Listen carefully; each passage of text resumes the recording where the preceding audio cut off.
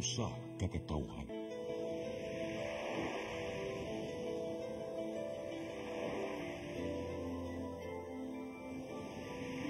Cebu Catholic Television Network.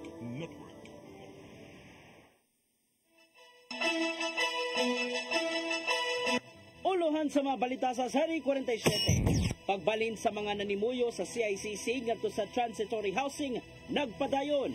Supplier sa kuryente sa Malapascua Island nga PSPI hingpit ng gipahunong sa Kapitolyo. Heroes Welcome nagpaabot sa Subuanong gymnastic coach nga si Aldrin Castañeda. Mutadong kawatan og tulisan nga taga Barangay Kaputhaw nadakpan sa bypass operation. Sugbo, Kabisayan ug Mindanao, Pilipinas ug sa katawhan. Kutob sa mabot sa Tosibya sa tibuok kalibutan maayong hapon. Live kita karon sa CCTN Channel 47 ug kini ang tulumanon sa nagunang kasayuran nga ngay natong masayran. Tulumanon sa patas ng mga balita ug opinyon. Sa ngalan ni Dennis Tabar, ako si Danica Cabales. Kini ang Sari 47.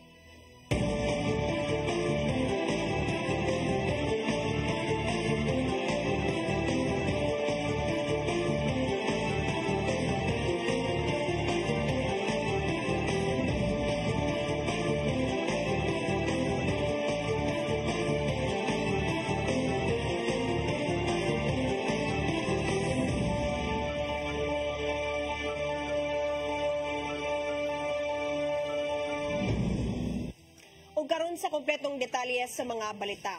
Moabot na sa dulan 200 ka mga pamilya nagpuyo sa Cebu International Convention Center ang nabalhin sa transitory housing sa Mandaue. Gidali ang pag-transfer alang sa groundbreaking sa government center. Ang kasayuran ni hatod ni Mary Rose Sagarino. Nagpadayon ang pagbalhin sa mga pamilya nagpuyo sa Cebu International Convention Center kung CICC ngadto sa transitory housing sa syudad sa Mandaue. Moabot na sa dulan 200 ka mga pamilya ang napahimutang sa temporary housing sa Barangay Gezo sukad sa pagsugod sa transfer natong uwahing simana sa Hulyo. Sa kinatibukan adunay kapin 500 ka pamilya ang nagpuyo sud sa CICC compound. Nagtinguha ang syudad nga mabalhin ang kapin 300 ngadto sa transitory housing karong simanaha. Samtang ang 190 ka pamilya ang ipahiluna sa duha ka building sa condominium type housing project sa Barangay Tipolo sa Agosto 15. So far wala man gid hinoy resistance no. In fact gitabangan jud na nato sila og balhin dito natay mga trucks ini kaguba ato dayong ibalhin dayon unya apil lang mga gamit. So peaceful ang ato ang pag-transfer. Hopefully it will continue that way. Ang mga pamilya ang giingong mi voluntaryo sa pagbiya sa ilang bahay tungod sa gihatag ng relocation site sa Dakbayan. Yes, ang sa utilities, ang sa condo ongoing ang ato ang coordinate with VECO and with MCWD on the kanang ang ato na lang pagtap ato niya ang sa VECO is ang pagbutang sa katong ilahang poste power line. So moto ang latest na mo nga meeting last Thursday. Nag-meeting po me on the status update of the utilities. So hopefully kumplito na po na siya within the week before ta mag-start og transfer next week. Gi-target nga mahumana ang transfer aron mahawan og malimpyuhan ang CICC alang sa groundbreaking sa government center sa Agosto 30 atol sa Charter Day anniversary sa Mandaue. Mary Rose Sagarino, CCTN News.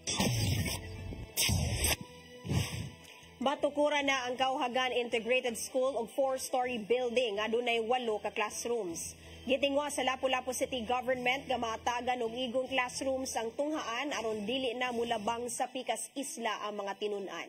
Ang kasayuran hatod ni Crystal Joy Pelerca. Matukuran na og 4-story building nga may 8 ka classrooms ang Kauhagan Integrated School sa Kauhagan Island, Lapu-Lapu City. Kinihuman nga gipahigayon na ni adtong adlong Domingo ang groundbreaking o capsuling ceremony para sa maong proyekto. Gigahinan kini og 15 million pesos na pondo sa buhatan ni Congresswoman Cindy Chan para sa Phase 1. Matod ni Engineer Christian Ray Libado sa Department of Public Works and Highways 6th District Engineering Office kun DPWH-DEO nga duha pa lang ka classrooms ang mahuman sa Phase 1 apan gisiguro nilang mapahimusta na kini sa mga tinun-an. Gitinguha nga mahuman kini sulod sa 6 ka buwan. Ang maong proyekto mao'y unang high-rise building sa Barangay Kauhagan. Ang Kauhagan Integrated School kasamtangan nga adunay 108 ka mga tinun-an sa elementary ug 43 sa secondary. Kini mao ikaduhang tuig nga nahimong integrated ang maong tunghaan ug gisugdan karong tuiga ang pagdalit og grade 9. Sigun pa ni Dr. Marilyn Andales, ang Schools Division Superintendent sa DepEd Lapu-Lapu, nga sa maong idugang nga classrooms, mas sayo na ang edukasyon para sa mga tinunan sa isla, ilabi na nga nagkadaghan ang populasyon niini. Kay matuman na po ang among pangandoy, dili lang mag-provide ka og access to education. Kay kinahanglan man atong ipaduol ang education sa atong kabataan. Dugang pa ni Barangay Captain Rodolfo Aying, dako kini og ikatabang sa ilang mga kabatanunan. Tungod kay dili na kinahanglang mulabang padung sa Barangay Panganan o sa mainland, aron lang nga maka-eskwela og high school. Ka-eskwela na gyud sa K-12. Mao gini dako namong pangandoy nga sa gidugayon sa panahon karon pagid ni mahitabo nga nami integrated school. So pila nang gikatuig sa amo pa nga henerasyon nga maglakaw lami sa pikas isla pero karon nga tuiga dili na gyud nigi maglisod. Samtang gibutyag sa principal nga si Marilo Pasilan, regular ang ilang schedule sa ilang klase ug sa pagkakaron wala sila makasinati og kakuwang sa classrooms tungod kay gatos kapin pa lang ang ilang populasyon.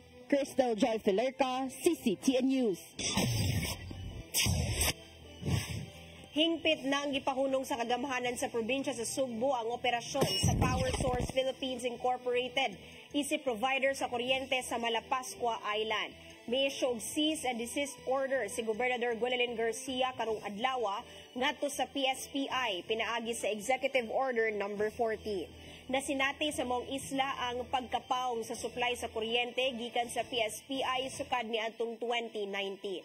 Sumapa usab sa mando ni Garcia nga nagkuwang ang kumpanya og Environmental Compliance Certificate aron panghipuson ang mga ginamit nga lana gikan sa maong planta. Naduso ni Garcia ang mga executive order aron masiguro ang kaluwasan sa tanang mga nanimuyo. Abagahon sa Kapitolyo ang paghatag og supply sa kuryente sa maong isla nga sagad bisitahon sa mga turista. Nangandam na ang dakbayan sa Lapu-Lapu silang pagsalmot sa Pasigarbo sa Sugbo 2024 isip competing contingent. Gibutiyag sa mayor nga sa ilang giandam nga performance, aduna sila'y ipasundayag nga wala pa makita sa nilabay nga mga Pasigarbo. Ang kasayuran ni hatod ni Crystal Joy Filerca. Gibutyag ni Lapu-Lapu City Mayor Junior Dahong Chan nga nangandam na ang Lapu-Lapu City alang sa ilang pagsalmot sa Pasigarbo sa Sugbo karong tuiga isip competing contingent. Sa nilabay nga mga Pasigarbo sa Sugbo, ang dakbayan ni salmot isip guest contingent. Sa dihang gipangutana ang mayor sa hinungdan sa ilang pagsalmot isip competing contingent, sigun pa niini nga gawas sa Arnis de Abanico, aduna pa ikapasigarbo ang dakbayan nga wala pa nila mapasundayag. Gidugang niya nga ang ilang giandam nga performance lahi sa naandan ng nakit-an sa katawhan. Well, gusto na ko ipasigarbo ang ato ang naasa naagyod sa ato sa syudad, no, which for the past nga mga pasigarbo wa pa nato ni mapas kita, no, ato lang isorpresa sila kung unsay atong ipasigarbo para sa Lapu-Lapu. Matod usab ni Mayor Chan nga hapit na silang mahuman sa ilang pagpangandam, ilabi na nga karong Agosto 25 na kini ipahigayon ug sila mao ika-49 sa 51 nga mo perform. Gamay na lang kuwang sa paglimpyo sa pag-ensayo sa atong mga performers. Unya siguro ang akong part sa kay na may intro ang mayor. So ako po di sorpresa tanawan ninyo ng mga higayon na. Kani gidugang pa niya nga usa sa pag-aatangan mao ang iyang giandam nga sorpresa ato sa iyang introduction sa dili pa magsugod ang ilang performance. Crystal Joy Filerca, CCTN News. Pipila ka mga bagong produkto gipakita sa nagpadayong tabo sa Kapitolyo nga gipaygayon luyo sa Capitol Executive Building. Gituyo kini aron mapaila sa kadaghanan ang maong mga bagong hinimo. Ang kasayuran ni hatod ni Gian Navarro. Napabay budget ang tanan, mahimo na kinimpay muslan sa tabo sa Kapitolyo nga gipaygayon sa luyong bahin sa Capitol Executive Building. Anaa ang mga booth gikan sa tanang LGU sa probinsya sa Sugbo aron kapilian sa mga produktong mahimong paymuslan sa tanan. Ang matag booth adunay mga pambatong produkto nga mahimong mapalit sa barato ug makiangayong presyo sama na lang sa lungsod sa Barili nga usa sa ilang gipakita mao ang linahing matang sa paksiw nga isda. Sumapa sa ilang fishery technical sa Barili LGU nga natural og hinaguan ng paghimo sa ilang paksiw nga hinimo sa isda, suka ug asin. Slow cooked kini gamit ang baga sa uling sulod sa 24 oras aron makabot ang sarap to the bones sa presyo nga 50 pesos per serving. Amo na iguan nga i-promote nato ang paksiw gyud sa Barili. Atong ipadayon o nya mas mapalakdan pag yun ta dapat. Kay ang Barili is coastal barangay man, namsad mi coastal barangay. So nasad mi mga fishing ground sa Barili. Alang sa snacks, present usab ang mga bag-ong chicheria gikan sa lungsod sa Mualboal sama na lang sa ilang saba sticks. Hinimo among makaon sa saging nga kardaba diin pagkahuman og banggod, gibuwad kini sa init una paprituhon og timplahan og flavoring. Sumapa silang agriculture officer nga sa kini sa mga innovation aron mas mapaymuslan pa ang saging nga kardaba sa ilang dapit. Naghimo mi og contest sa among bag-o nga mga delicacy aron matanaw na mo sa among mga farmer ang ilang mga bag-ong mugna ba. O ni muni na come up na mo, muni siya among na winner sa amo ang pag-contest nga new delicacy namo. And third, nausab ang tuba ice cream gikan sa lungsod sa Borbon diin managlaing level sa lasa ang pwedeng matilawan. Naipambata nga light flavor samtang adunay strong flavor alang sa mga nagpangita sa lasa sa tuba. Karong napamatud-an na ang kalami sa tuba sa ubang produkto plano usab sa LGU nga mas palambon pa ang industriya niini. Hopefully ato ni siyang ma-develop pa gyud into kanang mas munindot pagid siya mas mo better ang iyang quality o hopefully mapatent na to kay sayon ra mo gani sundon sa uban ba basta musikat na Pilipino sundon dayon. Yapon ang mga preskong prutas, utanon, delicacies ug ubang mga produkto gikan sa managlaing lungsod. Nakahigayon usab sa pagbisita o pagtilaw ang special visitor kagahapon nga si First Lady Liza Araneta Marcos sa tabo sa Kapitolyo ug kini na lang ang nimong reaksyon human nakatagamtam sa mga ikadalit sa Sugbo. Galing ng Cebu, you guys, what you've done, I mean, the food, the dragon fruit, the big on top, of course, I'm sure madaming bawat para sa akin ng media. So, nagpagay ng tabo sa Kapitolyo hangtod karong Sabado, Agosto 10. Gian Navarro, CCTN News. Nagpatabang na sa konseho sa syudad sa Sugbo ang wala maswelduhan nga mga janitor o janitress nga na-assign sa city government. Gingong gisaad sa aran lang sa ilang suhulan gikan sa Enero hangtod sa buwan sa Hunyo sa tuig 2018. Ang moabot sa dulan usa ka gatos ka mga personnel nga sakop niadto sa bono manpower. Ang suwat hangyo sa mga hingtungdan nga gipadala sa City Council gipaagi kang Konsehal Nestor Archival. Kini gipaabot nga tukion sa session sa konseho ugmang adlaw.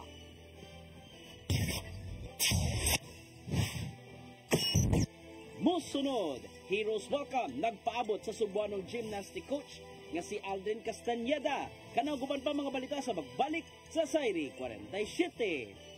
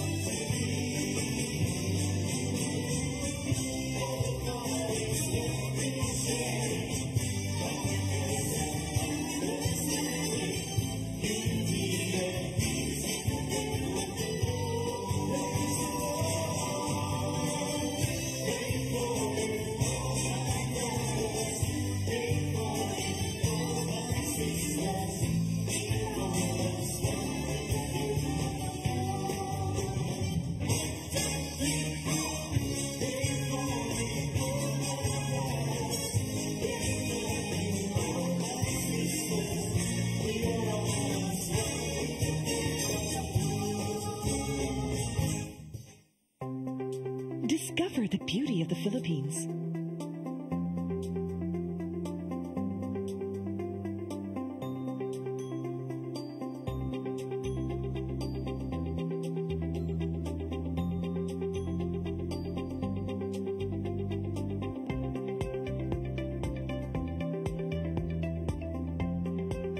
With Philippine Airlines, the country's flag carrier.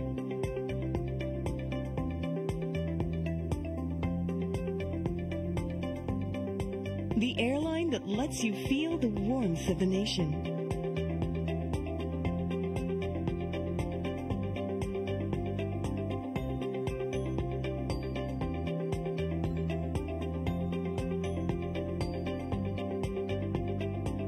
Mabuhay!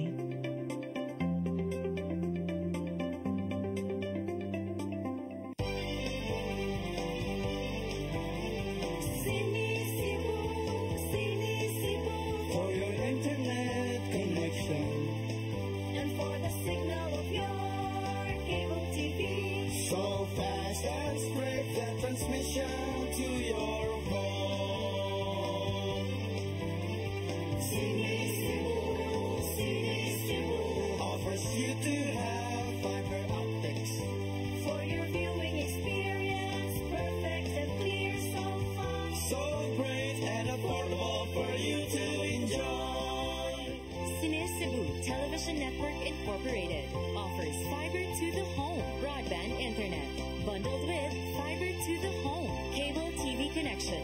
Cine Cebu Television Network Incorporated with its operation in Metro Cebu and the whole province of Cebu soon.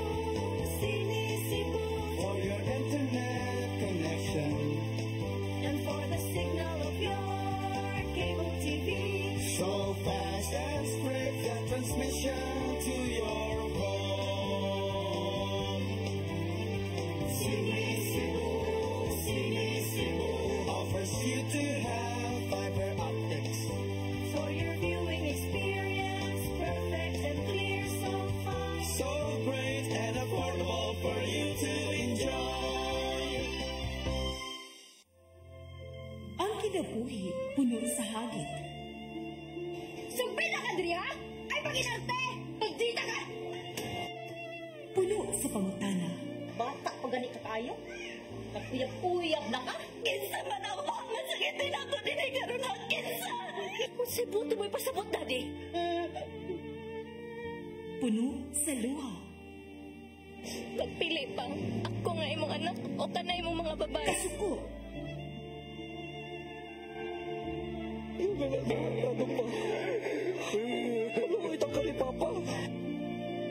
Apan bisan mangit-ngit pa ang imong kalibutan, aduna pa'y nagpahiping kahayag. Aduna ka pa'y kasumbungan.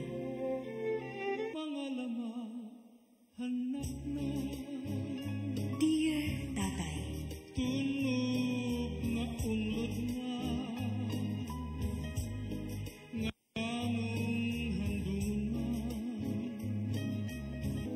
Wailain pagi aron masabtan nato ang Biblia. Kinahanglan nga doon na tayo relasyon kang Jesus. Hangtod sa layan atong panaguban, daghang salamat. Shalom.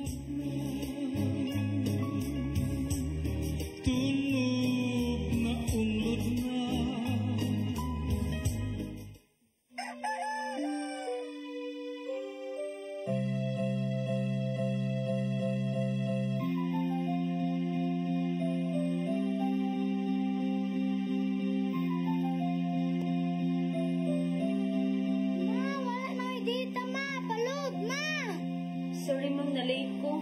Nangita ko nung gupog para internet sa kong anak, ma'am. Ay, wala na yung problema. Para Cine Cebu. Cine Cebu. Cine Cebu. For your internet connection And for the signal of your cable TV.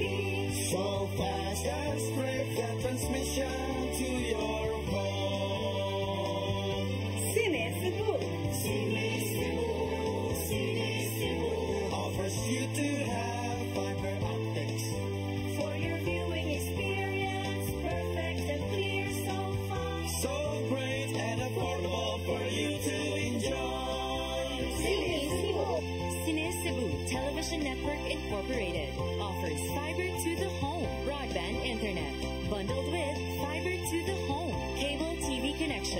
Cine Cebu Television Network Incorporated, with its operation in Metro Cebu and the whole province of Cebu soon. And affordable for you to enjoy. Cine Cebu.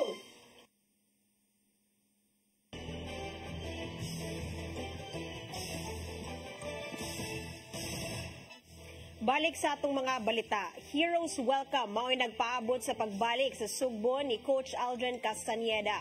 Mato ni Cebu City Acting Mayor Raymond Alvin Garcia nga ilang sugaton si Castañeda tungod sa malampusong pag-train kang Carlos Yulo ug pagkakuha sa duha ka Olympic gold medal.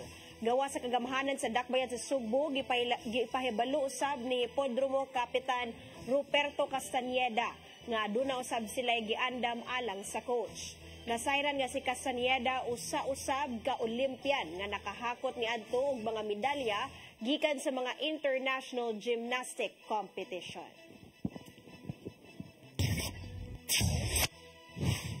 Gipakagamay lang ang mga text scams. Human gipahunong ni Presidente Bongbong Marcos ang tanang Philippine Offshore Gaming Operators kun POGO. Nabantayan kini ni Senador Grace Poe pinaagi sa iyang manifestation ato sa ilang plenary session. Sumapa ni Poe nga adunay dakong kalambigitan ang mga POGO sa pagpakatap og text scams nga may labot na usab sa sugal. Taliwa kini sa kalisod nga naangkon bahin sa pagsumpo sa maong matang sa text messages, pinaagi sa pagpasar og striktong mga lagda. Maong kinahanglang mas mapahugdan pa ang nahimong mando ni Marcos Jr. pinaagi sa pagduso og balaodnon bahin sa POGO ban. Si Poe maoy nangamahan sa SIM registration law.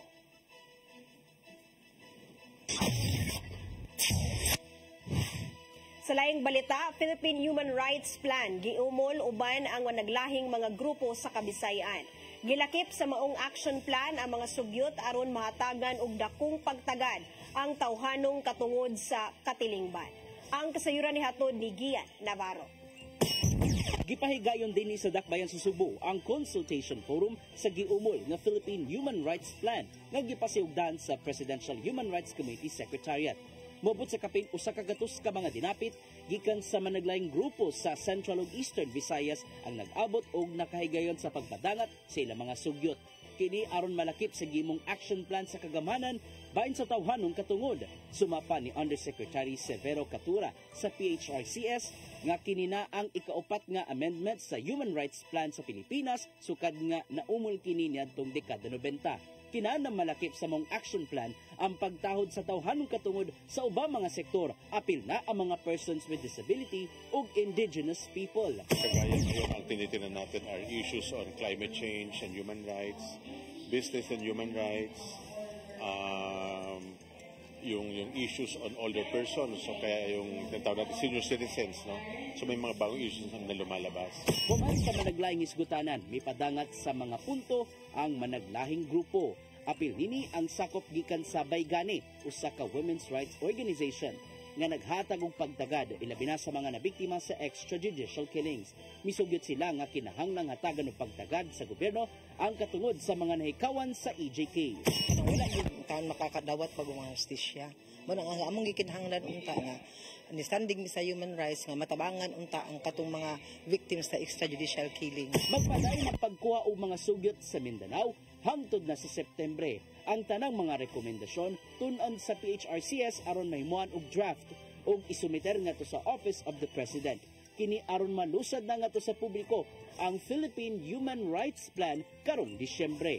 Kaya get published para magkaroon pa ng online consultation, para may mga pahabol ba? May mga pahabol. And then the formal launching of that would be in time for the International Human Rights Day, which is on December 10 of this year. Kuyog sa mga halapad nga consultation ang Department of Foreign Affairs ug UN Office of the High Commissioner for Human Rights. Gian Navarro, CCTN News. Nagnegatibo sa illegal nga drogas ang mga sakop sa Mandaue City Legal Office nga gipaubo sa kinalit nga drug test ni atong Biyernes. Puros negatibo ang resulta gikan sa ilang screen test nga gipahigayon sa Mandaue City Substance Abuse and Prevention Office. Ang gipahigayon nga drug test subay sa drug-free workplace policy sa syudad. pagsiguro nga walay nagamitay og illegal nga drogas. Tanang empleyado sa buhatan ug departamento sa City Hall ang ipaubos sa drug test.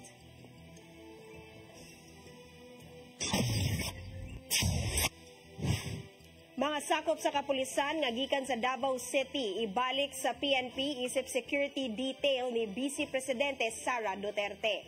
Kini ang nahimong tubag sa hangyo ni Senador Bato de la Rosa. Ang kasayuran ni hatod ni Gian Navarro.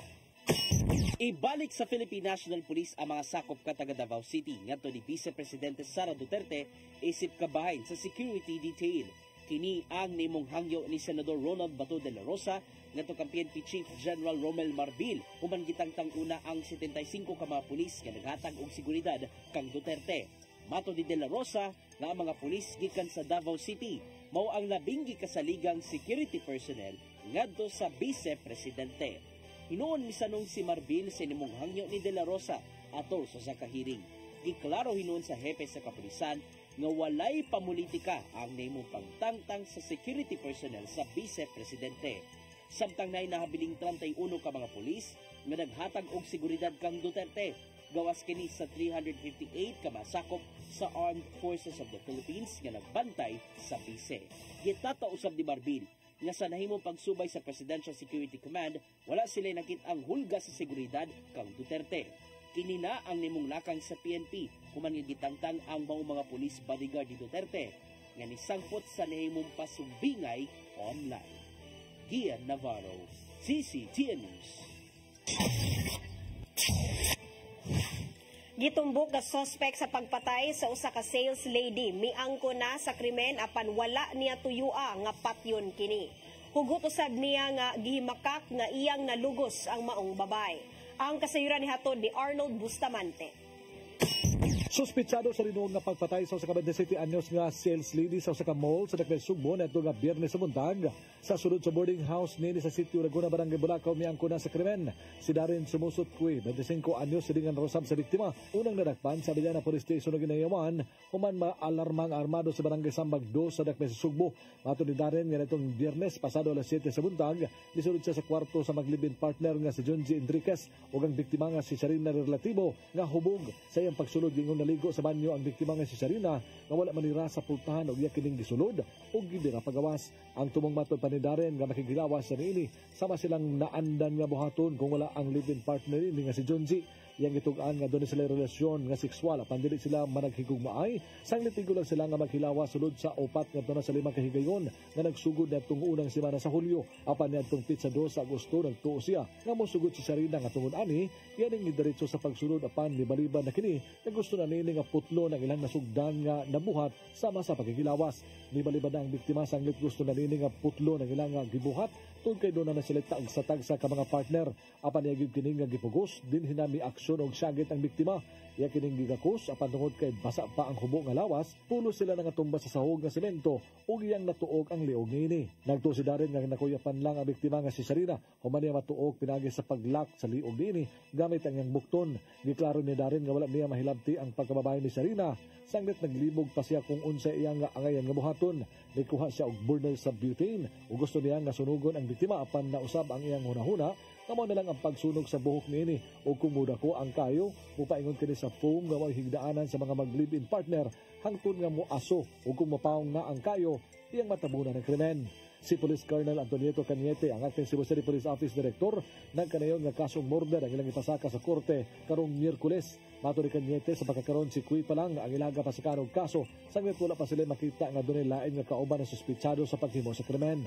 Magpaabot pa usab sila sa resulta sa autopsy nga gihimo sa PNP Forensic Unit 7 kung doon na ba nahitabong pagpanglugos bisan pa man sa pangangko ni Kuy na wala niya hilabti ang biktima. Iyang gibutya nga kumpleto ang gihimo sa PNP kini sa pagkuha sa mga swab sample sa patay lawas sa biktima alang sa DNA test o kung masuta nga nalugos gyud ang biktima ilang iamindar ang unang kaso nga murder o gila kining ikiha og rape with homicide.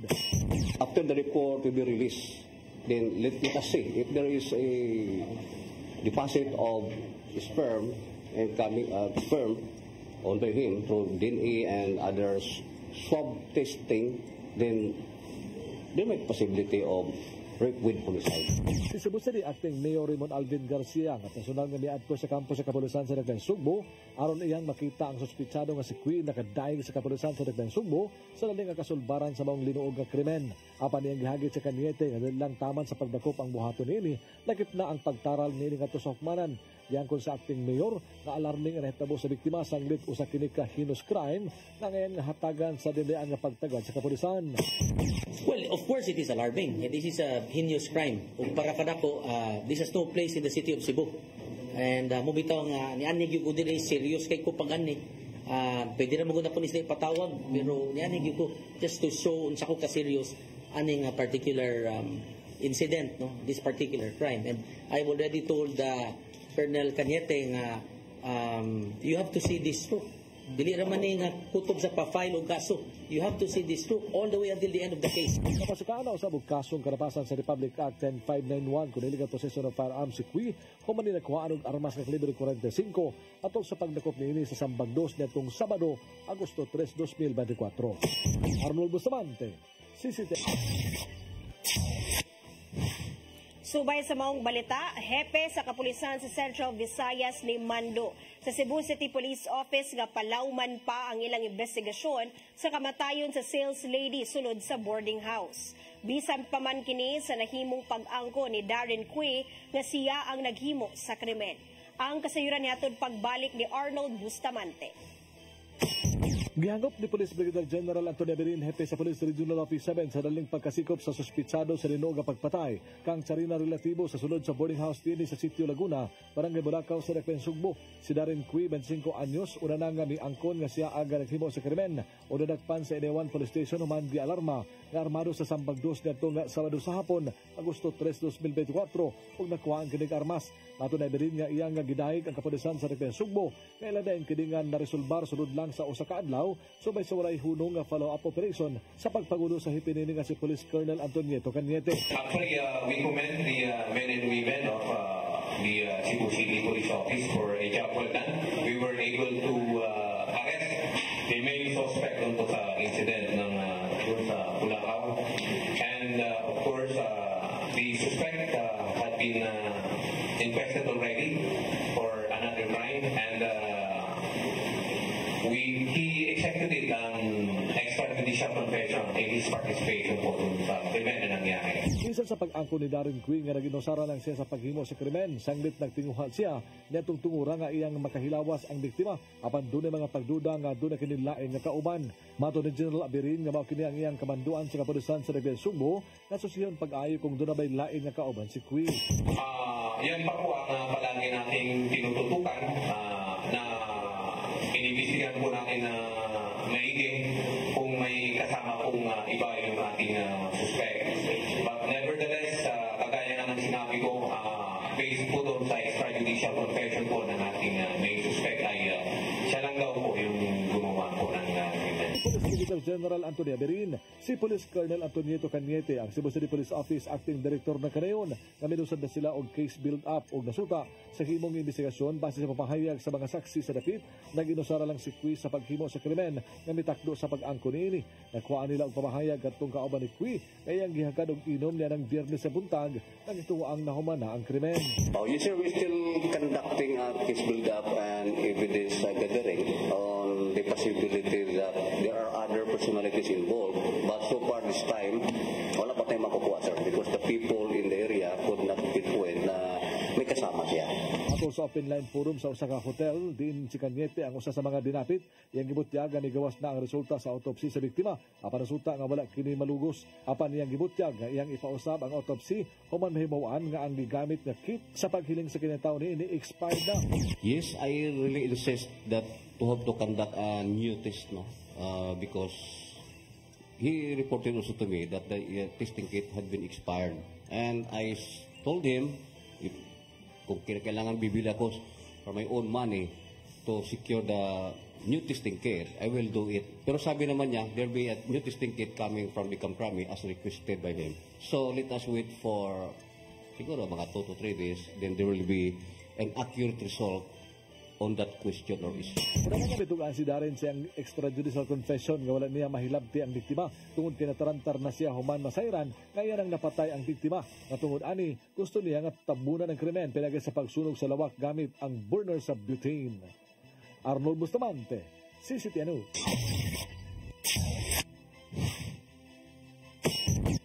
Mosunod, notadong kawatan ug tulisan nga taga-barangay Kamputhaw nadakpan sa bypass operation. Kanaw guman pa mga balita sa magbalik sa Sayri 47.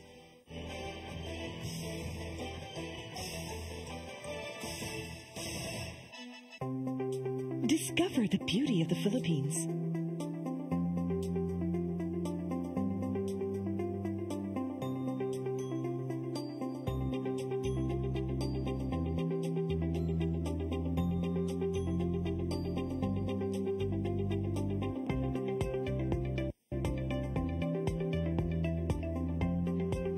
With Philippine Airlines, the country's flag carrier.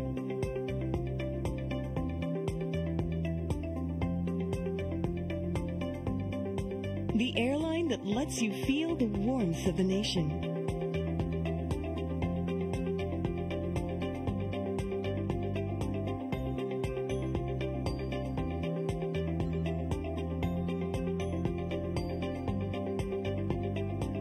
Mabuhay!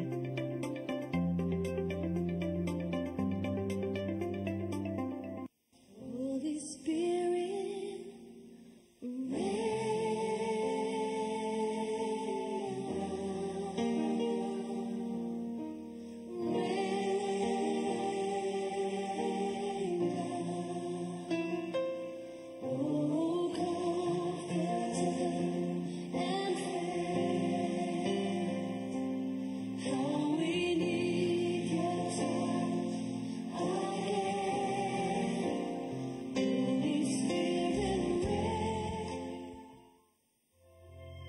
Ang kinabuhi, puno sa hagit.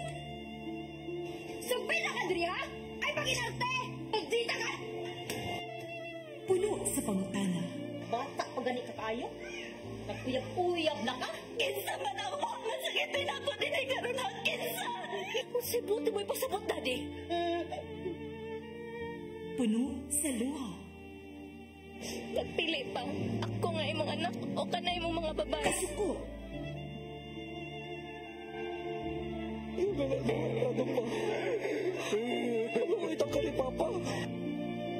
Apan bisan mangit-ngit pa ang imong kalibutan, aduna pa'y nagpahiping kahayag. Aduna ka pa'y kasumbungan.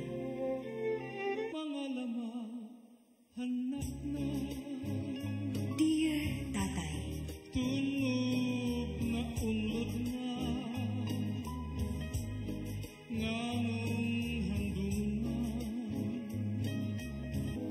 Wailaing pagi aron masabtan nato ang Biblia.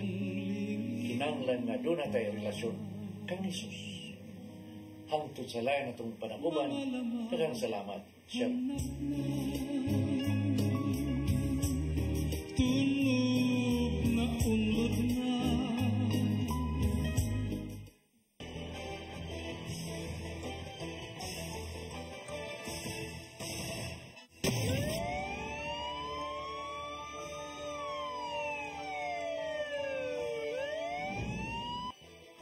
Balik sa atong mga balita, notadong kawatan ug tulisan nga tag-barangay Kamputhaw sa Dakbayan sa Sugbo nadakpan sa buy-bust operation sa Abiliana Police Station.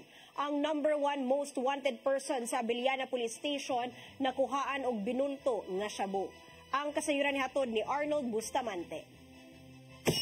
Nadakpan sa kinusag ng bypass operation sa mga sakop sa Abiliana Police Station 2 sa pagpangulo sa hipinining nga si Police Captain Mark Eric Papong.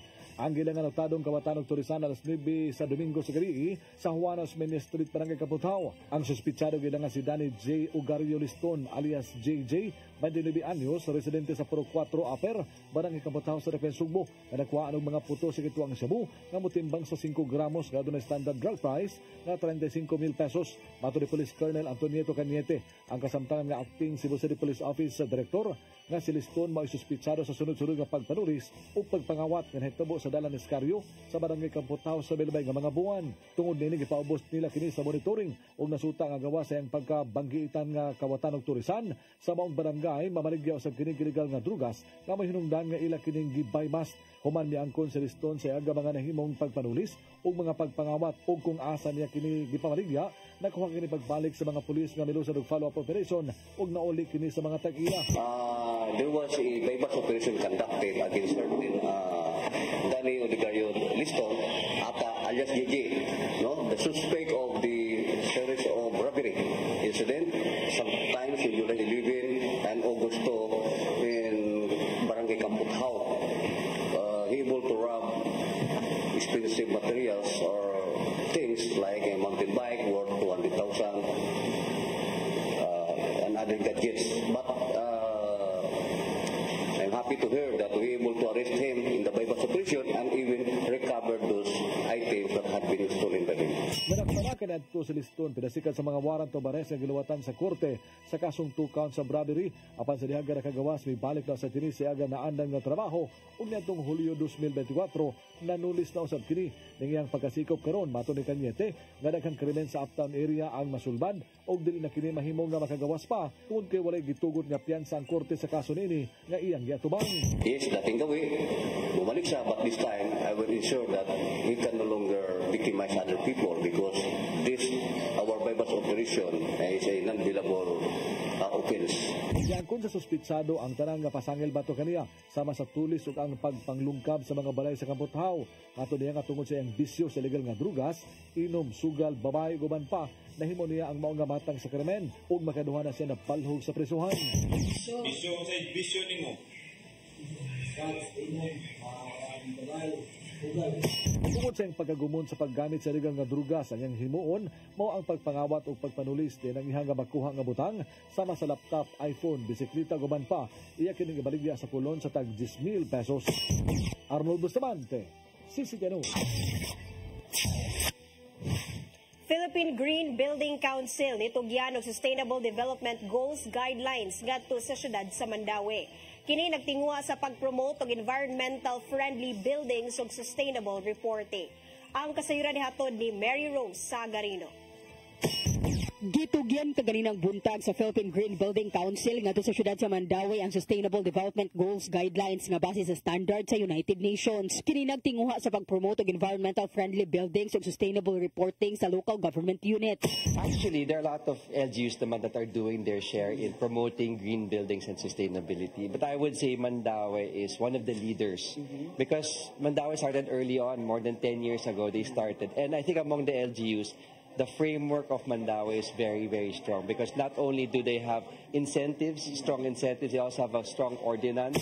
This framework will provide a way for credible sharing of what an LGU is really doing for sustainability to its various stakeholders. So it's important to have a framework. It's not just about having an active social media account and saying this is what we're doing, but to have a proper framework to communicate and share the best practice and green efforts of each LGU. Bisan pa man kaniadto ang syudad sa Mandaue nagpromote na sa mga inisyatiba sa green building. Gani ang housing project sa syudad sa Mandaue sa Barangay Tipolo o sa ka-certified building for ecologically responsive design kun Berde. Ang Berde o sa ka-green building rating system nga nagsukod, nagpamatuod og nagmonitor sa performance sa mga building nga labaw pa sa kasamtangan nga mandatory building ug nagtamod sa environmental regulations. Ang implementasyon sa green building lakip unya sa sustainable reporting sa Mandaue.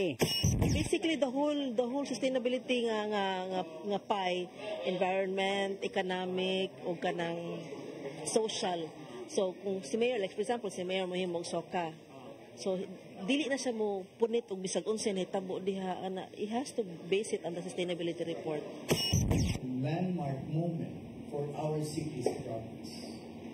Through our Move Mandaue initiative, we are dedicated to building a city that thrives on innovation, sustainability, resilience, This new curriculum module is a cornerstone of that vision.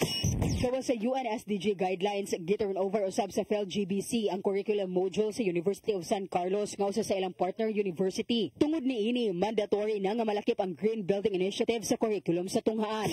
Really, it should be part of education for all students. For me, dapat nandyan siya, especially for the professionals. If you're talking about future engineers, architects, building professionals, they need to have that education, that knowledge, because it's so important that the buildings we create in the future, it's not anymore an option to say, can it be green? It has to be green. The question is, how green can we make our buildings? Dapat ganun na yung challenge. So education and building those skills are going to be important from the collegiate level. We cannot just wait for them to graduate and teach them in the industry. College pa lang dapat alam nila. Ang project the turnover pinaagi usab sa partnership sa FELGBC sa Daikin Air Conditioning Philippines o Philippines Business for Education. Mary Rose Chagarino, CCTN News. Mao kato naglangkob sa ato mga balita sa Saire 47. Sa ngalan ni Dennis Tabar, ako si Danica Caballes. Hangtod ugma sa inyong paboritong tulumanon. Saire 47.